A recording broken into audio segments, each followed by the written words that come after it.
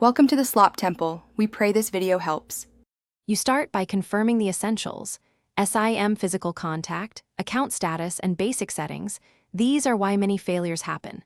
Once done, power off, remove the SIM, inspect for dirt or damage, then reseat it firmly.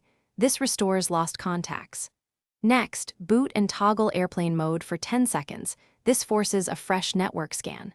Make sure to note signal bars and network name. They tell you if your handset sees towers and if your operator registration succeeded.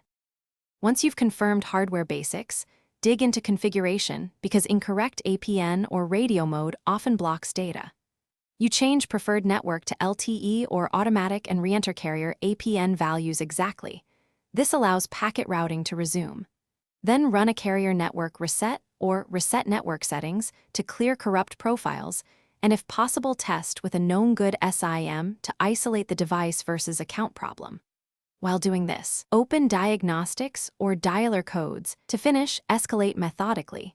If the device still misbehaves, contact your carrier and provide signal readings, APN and baseband logs so they can verify provisioning or push a refresh.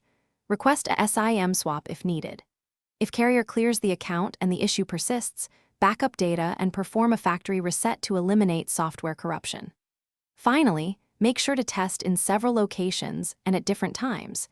This rules out transient tower outages, which is the single most common lingering cause. If it persists, insist on a field technician visit.